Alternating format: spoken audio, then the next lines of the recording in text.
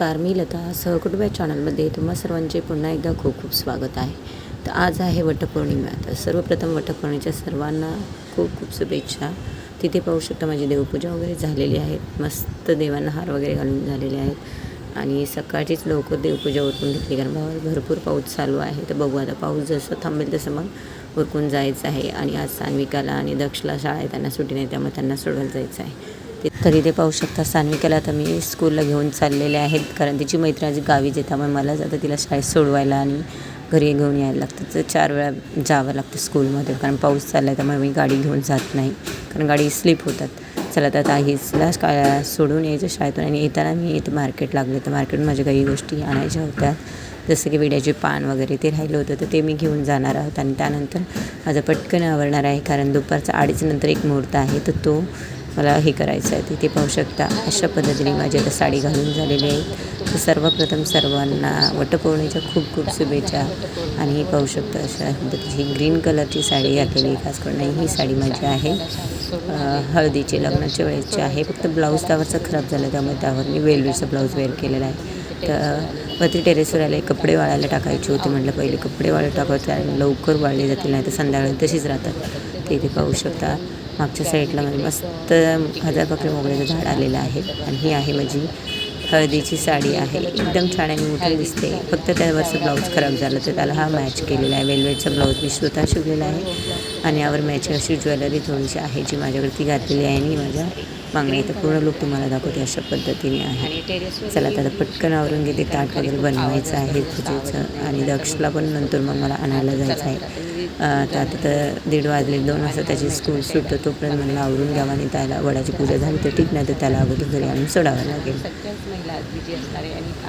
सगळ्यांचीच आज धावपळ भरपूर असणार आहे. तिथे बॅक साईडला भरपूर आवाज येतो, काम चाललेलं आहे कन्स्ट्रक्शनचं, त्यामुळे मी व्हॉइस ओव्हर करत आहे कारण किती मी आवाज दिला तरी इकडून कन्स्ट्रक्शनचा आवाज येतो. तिथे पाहू शकता आता बघून ही साडी मी घातलेली आहे. आणि आता मी चाललेले आहे वड पूजायला.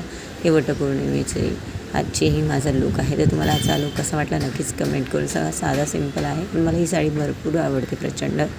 चला तर मी एकटीच चालले कारण माझी शेजारचे आहेत, त्यांचे आणखून कोणतरी यायचे, त्यामुळे ते थांबणार होते. पण मला एवढा वेळ नव्हता, मला परत दक्षला पण आणायचं, त्यामुळे म्हटलं मी अगोदर जाऊन येते कारण गर्दी खूप आहे. तर इथे पाहू शकता मी गार्डनमध्ये आले तर भरपूर गर्दी आहे, आतमध्ये जायलासुद्धा जागा नाही आहे. त्यामुळे नेमकं काय करायचं याचाच विचार करत होते. 2 वाजायला आलेले. त्यानंतर म्हटलं की राहू द्या, इथे एवढ्या गर्दीत तर मला जमणारच नाही कारण एक साईडला खूप छोटीशी जागा आहे वेढा मारायला. त्यामुळे म्हटलं अगोदर दक्षला आता स्कूलमधून आणून त्याला घरी येऊन जावं आणि त्यानंतर मग पुढे आणखी 2-3 ठिकाणी वड आहेत, तिकडे घेऊन मी आता पूजेला जाणार आहे. पौर्णिमेला पूजा करायला जायचं आहे. ते खूप गर्दी, त्यामुळे आम्ही दुसऱ्या साईडला चाललो. इकडे मस्त थंड हिरवळ आहे.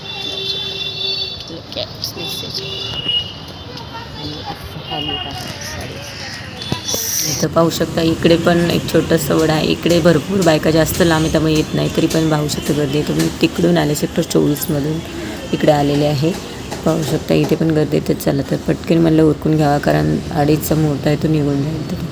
तर इथे पाहू शकता जो धागा आहे तो एकदम म्हणजे लगेच तुटतो. तर मी ते जे ओवायला गेले तो जास्त त्यामध्ये गुंततच नव्हता, खूप वेळ झाला आणि तो तुटला माझ्याकडून. परत एकदा मी बांधला तोपर्यंत इतर बायकांना मग तिथे फिरायला जागा कमी होती, त्यामुळे थोडं थांबावं लागलं. तर आजचे ही वडाची पौर्णिमा खूप खास असते आणि दरवर्षी प्रत्येक वर्ष आपण हे सण साजरे करतो. आणि या निमित्ताने सगळ्या बायका एकत्र येतात आणि मस्त सेलिब्रेट करतात.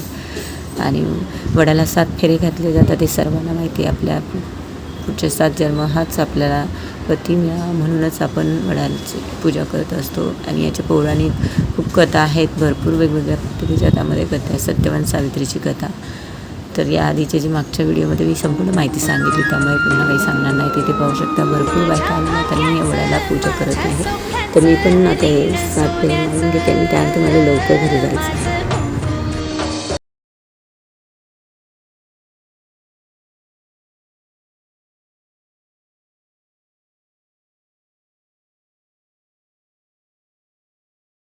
चला तर वडाला 7 फेरे पूर्ण करून झालेले आहेत. आणि आजचा व्हिडिओ तुम्हाला कसा वाटला नक्कीच कमेंट करून. चला तर आता मी वडाची पूजा करून निघाले आहे. पाहू शकता इतक्या लांब मी आले होते कारण तिकडे खूप गर्दी म्हणजे होती.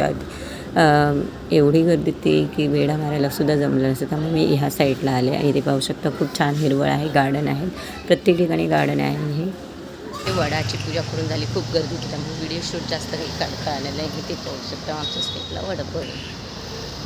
तर इथे अशा पद्धतीने आहे जी मस्त आणि हे लुक केलेलं आहे. तर सर्वांना वटपौर्णिमेच्या खूप खूप शुभेच्छा. इथे पण पाहू शकते, इथे एक वड आहे गार्डनमध्ये. इथे पण भरपूर गर्दी, त्यामुळे इथे पण मी गेले नाही कारण पूजाच करता येणार नाही निवांतपणे.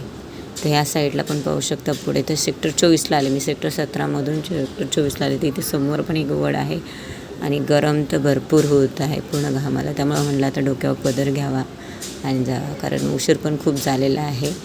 तर पाहू शकता मस्त लुक केला आहे. मला खूप आवडला. अशा पद्धतीने मला ग्रीन कलरची साडी तर भरपूर आवडते. ग्रीन कलर आणि ब्राऊन कलर कॉम्बिनेशन.